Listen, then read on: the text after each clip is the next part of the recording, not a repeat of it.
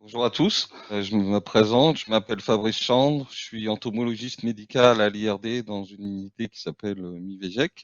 Je vais vous faire une présentation sur les moustiquaires, moustiquaires imprégnés de la résistance aux nouvelles stratégies de contrôle des vecteurs du paludisme. Alors, en introduction, juste pour rappeler que la lutte antivectorielle est basée sur quatre grandes méthodes de lutte qui sont la lutte physique. On va, dans ce cas-là, s'adresser aux modifications de l'environnement, de l'habitat, à l'élimination des gîtes larvaires. Donc, ce sont essentiellement des méthodes de lutte mécanique. Il y a aussi, bien sûr, la lutte avec des insecticides. Donc, ça peut être soit des insecticides chimiques, soit des insecticides d'origine bactérienne. La lutte biologique qui est moins répandue qu'en agriculture, mais il y a quand même eu, notamment contre les anophèles, des essais avec des poissons larvivores, donc des prédateurs, ou des champignons entomopathogènes spécifiques des moustiques. Et puis, bien sûr, maintenant, avec le développement des nouvelles techniques, donc des techniques de lutte génétique, on va soit stériliser la population contre laquelle on veut lutter, soit introduire des modifications génétiques, donc des moustiques génétiquement modifiés ou des endosymbiontes qui vont perturber la reproduction des moustiques ou leur capacité à transmettre des agents pathogènes. La lutte contre les moustiques est essentiellement basée sur des insecticides et parmi ces méthodes de lutte, on peut utiliser soit des larvicides, donc qui sont destinés à tuer les stades larvaires, soit des traitements spatiaux, donc on fait dans le milieu environnant avec des insecticides, soit des aspersions intradomiciliaires où là on va apposer sur les murs à l'intérieur des habitations un insecticide avec un effet rémanent sur plusieurs mois, soit bien sûr les moustiquaires imprégnés dont je vais parler plus spécifiquement aujourd'hui. Alors les moustiquaires imprégnés, donc ce sont des moustiquaires imprégnés d'insecticides, hein. Les premiers essais ont été menés en 1984 au Burkina Faso par des équipes de l'IRD, de l'OMS et des collègues du centre Muraz. Et très rapidement, c'est devenu une référence en matière de lutte. En effet, ces moustiquaires confèrent à la fois une protection individuelle, c'est-à-dire pour les gens qui dorment en dessous de la moustiquaire, et ben, ça leur évite d'être piqués par les moustiques, et une protection communautaire, c'est-à-dire que lorsque la couverture est suffisamment importante à l'échelle d'une communauté, on considère plus de 80% des gens couverts par ces moustiquaires, et à ce moment-là, on a un effet de masse qui se produit sur la population globale dans un village, donc sur la population de moustiques globale, avec une diminution de la densité des moustiques éventuellement, ou une diminution de leur longévité, et en tout, bah, ça se traduit par une diminution de la transmission du paludisme dans ce village, même pour les gens qui ne seraient pas protégés. À l'heure actuelle, on utilise des moustiquaires imprégnés longue durée, dont le cahier des charges est défini par l'OMS. Donc, ces moustiquaires, pour être recommandés par l'OMS, l'Organisation mondiale de la santé, il faut qu'elles soient efficaces après 20 lavages et après 3 ans d'utilisation sur le terrain pour pouvoir recevoir cette recommandation. Le problème, c'est que jusque dans 2020, on n'avait qu'une seule classe d'insecticides qui pouvait être utilisée pour ces imprégnations de moustiquaires ou ces traitements de moustiquaires, ce sont les pyrétrinoïdes. Du fait de leur fort effet excitorépulsif, donc irritant pour les moustiques, et de leur faible toxicité, notamment pour les hommes et pour les mammifères en général. Les moustiquaires imprégnés sont une des deux méthodes principales qui sont recommandées par l'OMS pour prévenir les gens contre le paludisme. Ce sont les moustiquaires imprégnés et les aspersions intradomiciliaires. Et entre 2000 et 2015, où on a commencé à faire des distributions massives de moustiquaires et faire aussi des aspersions intradomiciliaires, on a vu une réduction de la mortalité due au paludisme de près de 70 à 75%, une réduction aussi de la prévalence des infections à Plasmodium falciparum dans le monde d'à peu près 60-65%. Et on considère que les moustiquaires imprégnés longue durée ont été responsables de cette réduction à 68%. Ensuite viennent l'utilisation, bien sûr, des combinaisons thérapeutiques à base d'artémisinine. Et puis, dans une moindre mesure, 13%, les aspersions intradomiciliaires. En parallèle à l'utilisation des moustiquaires, on a vu se développer en fait de la résistance, tout d'abord en Afrique de l'Ouest, puis en 2005, cette résistance s'est étendue. Et maintenant, on s'aperçoit en fait que, notamment en Afrique subsaharienne, la quasi-totalité des populations, alors ce sont les points rouges hein, qui montrent la résistance, les points verts c'est quand c'est sensible et les points jaunes c'est intermédiaire. Donc on voit que la quasi-totalité des populations qui ont été testées sont maintenant devenues résistantes aux insecticides. Toutefois, est-ce que ça a une conséquence? Est-ce qu'il y a un impact de la résistance sur l'efficacité protectrice des moustiquaires imprégnés de pyréthrinoïdes? En fait, on a fait, dès le début, qu'on s'est aperçu qu'il y avait de la résistance, on a fait des premiers essais opérationnels, notamment au nord de la Côte d'Ivoire, dans une zone où les populations étaient fortement résistantes. Et on s'est aperçu qu'il n'y avait pas d'impact de la résistance sur l'efficacité protectrice de ces moustiquaires. Des études qui ont été menées au laboratoire ont aussi essayé d'expliquer pourquoi, malgré la résistance, on avait toujours une bonne efficacité protectrice de ces moustiquaires. Et en fait, on s'est aperçu qu'avec la résistance, en fait, les moustiques étaient capables de rester au contact beaucoup plus longtemps avec les supports traités, donc les moustiquaires, les moustiques résistants par rapport aux moustiques sensibles. Et donc, ils recevaient une quantité d'insecticides beaucoup plus forte par contact tarsal, donc par les pattes des moustiques. Et donc, ça les intoxiquait, bien qu'ils soient résistants, ça les intoxiquait. Une étude multicentrique a été ensuite commissionnée par l'OMS sur 5 pays qui ont concerné 286 sentinelles et portant sur le suivi de 40 000 enfants. Et c'est ce qu'on voit sur les graphes en bas, où on a essayé de mettre en corrélation la mortalité des moustiques au test OMS permettant de diagnostiquer la résistance. Donc, quand vous avez 0% de mortalité, c'est que les moustiques sont très résistants. 100% de mortalité, c'est que les moustiques sont sensibles. Et on voit qu'on n'a pas de corrélation entre la mortalité au test OMS et l'incidence des cas cliniques ou la prévalence des infections dans ces 5 pays, donc, qui concernent le Bénin, le Cameroun, le Kenya, l'Inde et le Soudan. Alors, bien que la résistance n'affecte pas l'efficacité des moustiquaires imprégnés, il est quand même important, dès à présent, de songer à des nouvelles moustiquaires qui pourront gérer la résistance aux pyréthrinoïdes et éventuellement augmenter leur efficacité. C'est pour ça que plusieurs industriels ont proposé des moustiquaires avec 2 molécules insecticides à mode d'action différente. C'est le cas des moustiquaires associant des pyréthrinoïdes et du pyriproxyphène. Alors le pyriproxyphène, ça tue pas les adultes, mais ça stérilise le femelle. Et donc les femelles qui ont été en contact avec ces moustiquaires vont avoir moins d'œufs ou des œufs qui seront stériles. Et puis vous avez des moustiquaires avec des pyréthrinoïdes et du chlorphénapyr, qui lui est un insecticide qui perturbe la production énergétique de la cellule. Et en complément, vous avez aussi des moustiquaires qui associent un pyréthrinoïde et du PBO. Donc le PBO, c'est le piperonyl butoxique. C'est pas un insecticide, mais c'est un synergiste qui peut contrer un certain nombre de mécanismes de résistance. Il y a eu un essai randomisé et contrôlé qui a été mené au Bénin sur 60 villages avec 3 bras qui ont comparé des moustiquaires imprégnés de pyréthrinoïdes seuls, de pyréthrinoïdes et de pyriproxyphène et de chlorphénapyr. Et ce qu'on voit sur le tableau, donc vous voyez que globalement, par rapport à la moustiquaire imprégnée de pyréthrinoïdes seuls, vous avez quasiment pas d'impact des moustiquaires imprégnés de pyréthrinoïdes et de pyriproxyphène, mais par contre, vous avez une réduction, une efficacité protectrice de plus de 50% des moustiquaires imprégnés de chlorphénapyr et de pyréthrinoïdes. Et on voit ça sur les 2 années qu'ont duré cette expérimentation. Donc, certaines de ces nouvelles moustiquaires augmentent l'efficacité protectrice vis-à-vis du paludisme. Alors, même si la résistance n'a pas de grosses conséquences en termes d'efficacité, on s'est aperçu quand même que l'utilisation généralisée des moustiquaires imprégnés pouvait avoir des impacts sur le comportement des vecteurs. Ça, c'est une étude qui a été menée au sud Bénin vis-à-vis d'un vecteur qui s'appelle Anopheles funestus dans 2 villages couverts de façon universelle avec des moustiquaires. Et on a fait une étude qu'on appelle baseline ronde 1 avant l'installation des moustiquaires. On a montré que le taux d'exophagie, c'est-à-dire le nombre de moustiques qui piquent à l'extérieur des maisons dans ces 2 villages, était de 45% environ.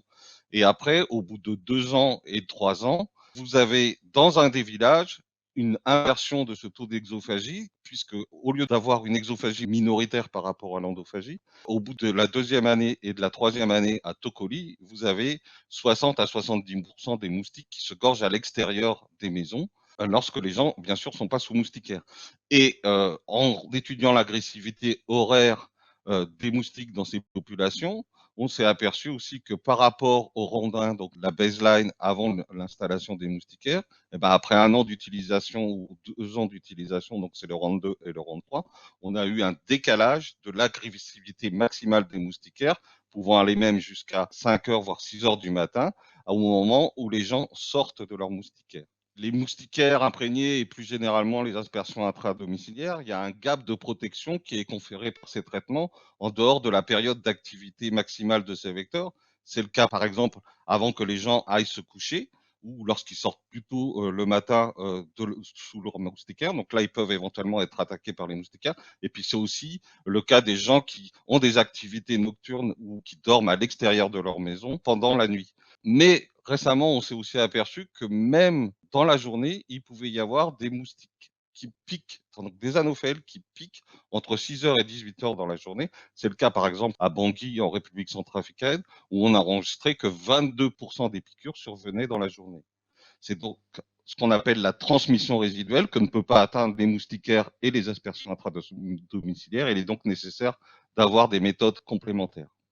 Alors, parmi ces méthodes complémentaires, on a les appâts sucrés attractifs ciblés, donc qui en fait exploitent le comportement d'alimentation en jus sucré des moustiques. Donc les mâles se nourrissent pas de sang et les femelles, entre leurs repas de sang, peuvent se nourrir comme les mâles de jus sucré qu'ils vont trouver dans les fleurs. Et donc il y a une équipe qui a mis au point ce système d'appât attractif vis-à-vis des moustiques avec des extraits de fruits, des extraits de fleurs additionnés avec du sucre et une substance toxique. Donc les premiers essais ont été faits avec de l'acide borique ou des insecticides néonicotinoïdes, différents types d'insecticides. Et donc ce mélange est emprisonné entre deux feuilles plastiques. Donc c'est un espèce de gel que seuls les moustiques peuvent atteindre en prenant le jus sucré à travers le petit trou de ces appâts sucrés. Il y a une deuxième génération maintenant avec de nouveaux toxiques, donc soit d'une interférence, soit des bactéries de type Chromobacterium. Et il y a eu plusieurs essais qui ont été faits, notamment contre les anophèles. Il y a des essais en phase 2, donc en semi-expérimentaux, et puis des essais en phase 3, donc là à l'échelle opérationnelle. C'est le cas par exemple au Mali, où on a testé ces appâts sucrés associés avec donc un insecticide dans 14 villages, avec des villages traités et des villages non traités avec ces appâts et avec 2 appâts par maison. Et on a suivi ensuite l'évolution des populations de moustiques dans ces villages.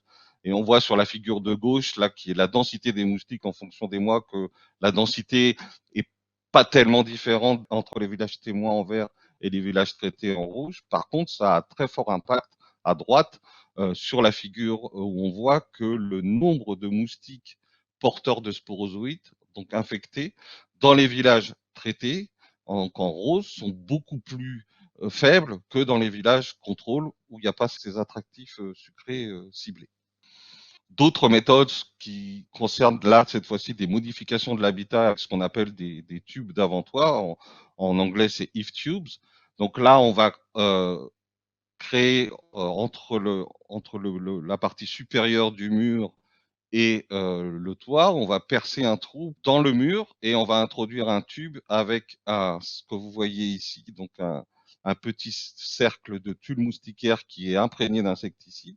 Donc les moustiques sont attirés par l'air qui s'échappe de ces maisons et donc ça leur comme porte d'entrée pour aller piquer, mais en fait ils vont se retrouver bloqués par ce petit tube de tulle moustiquaire et ils vont s'intoxiquer avec les insecticides. Donc, il y a eu un essai randomisé aussi qui a été mené en Côte d'Ivoire en comparant 20 villages traités et 20 villages témoins. Dans les villages traités, on a mis ces petites if tubes avec aussi des moustiquaires aux fenêtres et aux portes. Et on a surveillé donc l'évolution des populations de moustiques dans ces villages et l'incidence des cas de paludisme chez les enfants. Et on voit que dans les villages traités, on a une réduction significative sur l'ensemble de l'étude de l'incidence des cas de paludisme chez les enfants du fait de l'impact de ces if tubes sur les populations de moustiques. On parle aussi des endectocides. Alors les endectocides, ce sont des molécules qui sont actives à la fois contre les nématodes intestinaux ou les nématodes en général, et puis certains ectoparasites comme la gale et le pouls. C'est le cas par exemple de l'ivermectine. L'ivermectine est utilisée en campagne de masse pour le contrôle d'un certain nombre de filarioses, comme c'est le cas de Onchocerca volvulus, donc responsable de la cécité des rivières, ou de Wuchereria bancrofti. Mais on s'est aperçu que cette ivermectine, pendant les campagnes de masse, elle avait aussi un impact sur la longévité des anophèles après traitement. Mais comme ce sont des traitements qui sont administrés avec un comprimé à une certaine dose, l'effet est limité en fait à quelques jours après le traitement. Et donc là, sur la petite photo en bas à droite, vous voyez une modélisation de l'impact que pourrait avoir un traitement de masse par moustiquaire imprégné sur la densité des femelles d'Anophel gambier pendant une campagne de masse de traitement avec l'ivermectine. Et vous voyez que l'effet est assez relatif et qu'au bout d'un certain moment, la population d'Anophel remonte. C'est pour ça qu'il y a un certain nombre d'autres chercheurs qui ont proposé de développer des formulations injectables longue durée qui pouvaient être notamment administrées par exemple au bétail dans le cas où les vecteurs se nourrissent non seulement sur l'homme mais aussi sur le bétail. Vous avez donc un certain nombre d'essais avec cette ivermectine qui sont entrepris dans le monde, avec soit des fois des traitements du bétail, soit des fois des traitements des humains, mais adaptés à, enfin, disons, un peu modifiés par rapport aux campagnes de masse qu'on trouve habituellement avec des traitements répétés sur plusieurs jours et sur plusieurs mois pour essayer d'augmenter cet impact contre les moustiques. Et donc, il y a un certain nombre d'études qui sont soit au stade expérimental, soit à l'échelle même d'essais randomisés contrôlés, avec pour l'instant la plupart des études qui n'ont pas encore été complètement terminées. Les premières études montrent quand même que avec les traitements classiques d'ivermectine par comprimé à des doses, même si c'est des fois des doses répétées, euh, une une fois par mois, n'ont pas vraiment un impact très important sur l'incidence du paludisme dans ces villages. C'est pour ça qu'on a beaucoup plus d'espoir avec les formulations qui longue durée, injectables. Enfin, les répulsifs spatiaux, donc ça, ce sont des molécules, donc des émanateurs passifs qui vont diffuser à l'intérieur de la pièce un répulsif. Donc là, pour l'instant, les essais sont faits avec la translutrine, qui est un pyrétrinoïde, un insecticide qui est volatile, donc qui a à la fois des propriétés insecticides, mais des propriétés répulsives. Et donc, ça protège les personnes qui sont à l'intérieur de la maison de l'entrée des moustiques à l'intérieur de la pièce. Et s'il y en a quelques-uns qui arrivent à rentrer, ça a aussi un impact sur leur comportement de piqûre. En général, il y a une inhibition du taux de piqûre dans ces pièces protégées. Donc, il y a plusieurs essais qui sont en cours contre les vecteurs du paludisme, mais aussi des arboviroses, donc les Aedes. Donc, j'ai marqué là au Kenya, au Mali, au Pérou, en Indonésie. On a eu les premiers résultats d'un essai randomisé contrôlé en Indonésie sur 12 villages pendant 2 ans avec des répulsifs spatiaux et versus un placebo. Et on a vu qu'il n'y avait pas de réduction de l'incidence du paludisme dans les clusters avec des risques faibles de paludisme. Par contre, dans les clusters où on a un risque modéré et fort de paludisme, on a une réduction de 60% de l'incidence. Par contre, on n'a pas vu d'impact significatif sur les paramètres entomologiques, que ce soit en termes de densité de moustiques ou de taux d'infection des moustiques. Donc, en conclusion, du fait de ces gaps qu'on peut avoir en termes de protection par les moustiquaires imprégnés, c'est vraiment nécessaire maintenant de développer des outils complémentaires qui vont être donc complémentaires aux moustiquaires imprégnés classiques, donc qui vont permettre d'avoir un impact plus élevé sur la population de moustiques, notamment celles qui piquent pas forcément à l'intérieur des maisons ou qui piquent en dehors des moments où les gens sont sous leur moustiquaire. Donc il y a un certain nombre de produits, un peu moins d'une trentaine, qui sont évalués par l'OMS, dont certains sont basés sur des concepts innovants, comme les derniers que je vous ai présentés là.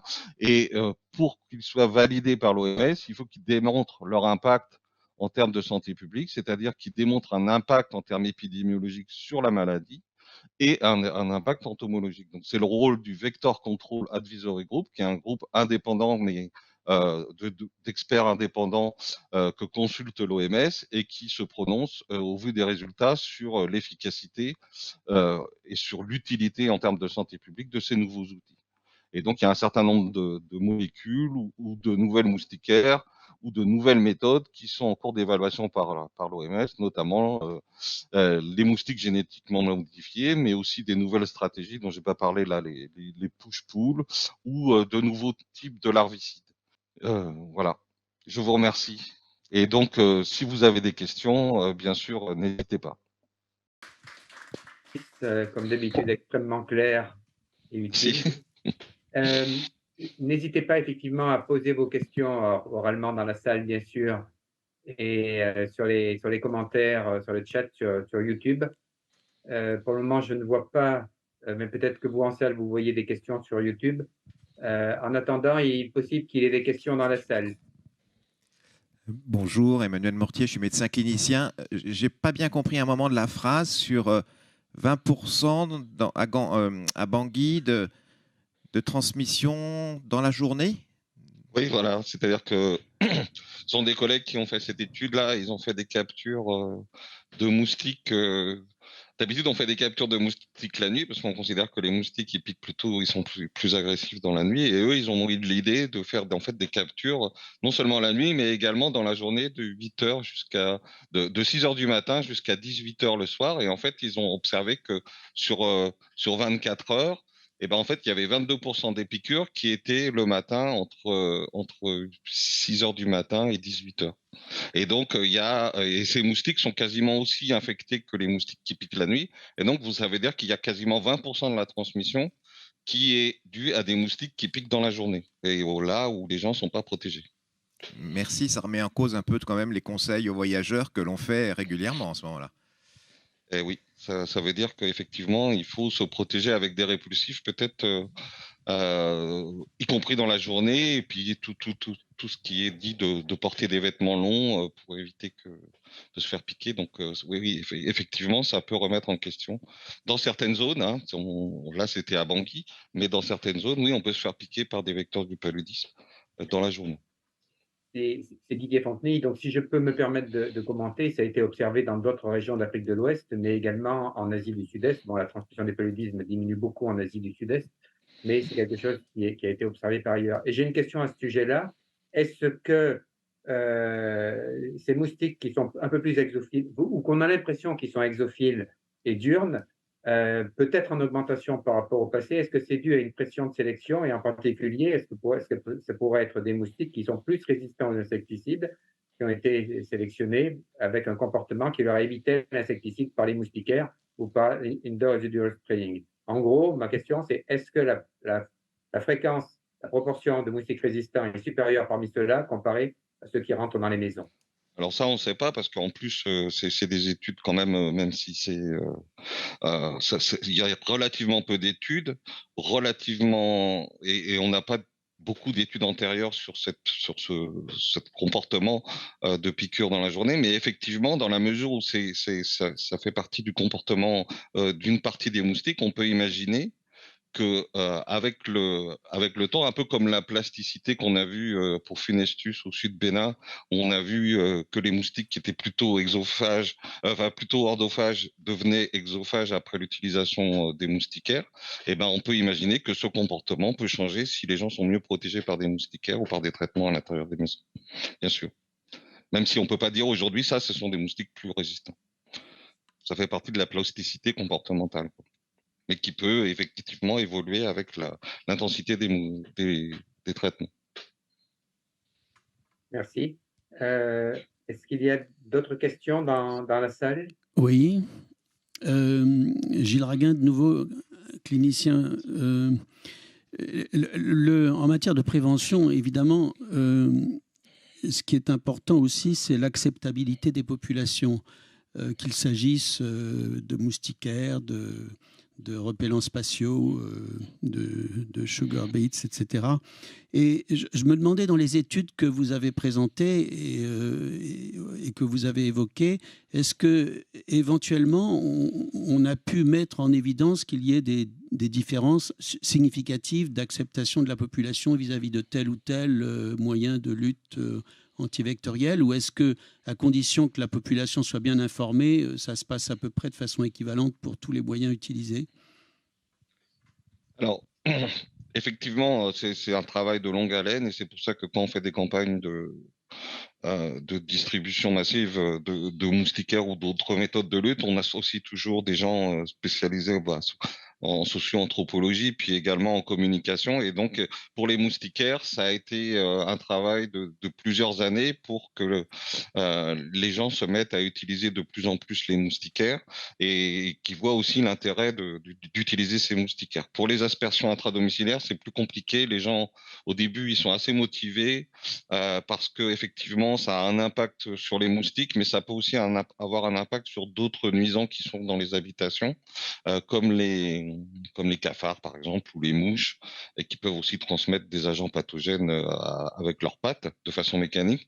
Ça Et donc, au départ, c'est bien accepté. Mais le problème, c'est que maintenant, avec les traitements actuels, avant, on avait le DDT, qui est bien sûr une molécule qu'on n'utilise quasiment plus, euh, mais qui est encore recommandée par l'OMS pour les aspersions intradomiciliaires, mais qui avait une rémanence de 6 mois, quasiment plus de 6 mois. Donc là, il suffisait en général d'un traitement, voire 2 traitements par année pour protéger les personnes à l'intérieur des habitations. Mais maintenant, avec les nouvelles molécules, on a des rémanences de 2, 3 mois. Et donc, il faut faire des traitements plus souvent. À chaque fois, bien sûr, il faut retirer une bonne partie du mobilier qui est à l'intérieur de l'habitation. Ça demande toute une organisation. Et c'est vrai que c'est un peu plus compliqué de faire des aspersions intradomiciliaires au long cours sur plusieurs années parce qu'au bout d'un moment, les gens sont fatigués de ces traitements qui reviennent tous les 2 ou 3 mois et qui perturbent un peu leur organisation domestique. Voilà. Après, pour les nouvelles méthodes, les méthodes qui sont comme les attractifs, enfin les appâts sucrés attractifs. Alors là, c'est à l'extérieur des maisons, il n'y a pas vraiment de rejet de ces méthodes, mais ça, pour l'instant, il y a eu que peu d'essais qui ont été faits. Et c'est surtout 3, 4 essais qui sont à l'échelle opérationnelle. Donc, on ne sait pas non plus au long terme ce que ça peut donner en termes de renouvellement de ces appâts sucrés, parce qu'au bout d'un moment, il faut les changer. Pour les répellents spatiaux, c'est relativement bien accepté par les personnes dans la mesure où ce sont des émanateurs passifs. Il n'y a même pas besoin d'électricité, on s'est déposé dans une pièce. Donc voilà, chaque méthode a son acceptabilité qui peut être différente. Voilà. J'ai une question. Frédéric Oui. Sorge, je suis pédiatre. Concernant l'acceptabilité des produits insecticides qu'on proposait avant d'imprégner les vêtements et qui ne sont plus possibles maintenant pour des raisons en particulier la permétrine. Oui. Est-ce que il n'y a pas aussi une réticence globale vis-à-vis de ces produits-là à vivre dans un environnement où il y a des insecticides qui soient aspergés sur les murs ou qui soient sur les moustiquaires? Alors, les aspersions intradomiciliaires, non, il n'y a pas vraiment. Alors, les pyrétrinoïdes ne sont pas des insecticides volatiles, à part quelques-uns, comme par exemple la transflutrine. Contrairement aux organophosphorés ou aux carbamates, qui sont eux beaucoup plus volatiles. Pour les moustiquaires, il y a des systèmes. Alors, soit l'insecticide est incorporé à l'intérieur de la fibre, soit il est collé avec une résine autour de la fibre. Et donc, il y a une quantité biodisponible d'insecticide qui est très faible à la surface de la fibre, puisqu'en fait, la fibre, elle est destinée à être lavée 20 fois, et être efficace pendant 3 ans. Donc, c'est vraiment une libération très progressive à des doses très faibles. Et pour ce qui est des habits, par contre, là, c'est directement en contact avec le corps et on sait qu'effectivement, il y en a une partie non négligeable qui peut diffuser à l'intérieur de l'organisme, enfin en tout cas traverser la peau, et c'est donc pour ça que la permétrine et il y avait aussi avant la bifentrine sont plus autorisés pour être utilisés, en tout cas en Europe, en imprégnation de vêtements. En plus, on s'est aperçu que dans les zones tropicales où il fait plus chaud, et ben cet effet de diffusion à travers la peau est augmenté par rapport aux études qui sont faites, par exemple, dans les pays du Nord, où on travaille généralement à 20 ou 21 degrés. Quand on est à 28 ou 29 degrés, il y a une accélération en plus de cette traversée de la peau par la permétrine. Et avec des conséquences qui peuvent être effectivement pour certains pyrétrinoïdes, suspectés d'être des perturbateurs endocriniens, voire, bon, il n'y a pas de démonstration d'un effet cancérigène de ces molécules, mais bon, il y a toujours la crainte que ces produits peuvent être toxiques à long terme. Mais il faut quand même savoir que, juste pour comparer, par exemple, moi j'avais, dans les années 2000, quand on a commencé à parler des moustiquaires et distribués à grande échelle, j'avais calculé que pour couvrir toute l'Afrique avec des pyrétrinoïdes, enfin des moustiquaires imprégnés de pyrétrinoïdes, il fallait utiliser une dose d'un pyrétrinoïde qui représentait à peu près l'équivalent d'une campagne de production de coton pour la Côte d'Ivoire. Donc les quantités qu'on utilise en santé publique sont très très faibles par rapport aux quantités qu'on utilise soit en agriculture pour des productions vivrières comme le coton, soit pour plutôt des cultures maraîchères où on va mettre des quantités de pyréthrinoïdes beaucoup plus fortes et qui après peuvent éventuellement se retrouver dans l'alimentation. Merci, merci Fabrice. On va arrêter là temporairement les questions. On reprendra éventuellement sur la table ronde. Moi, j'en avais encore que je n'ai pas posé.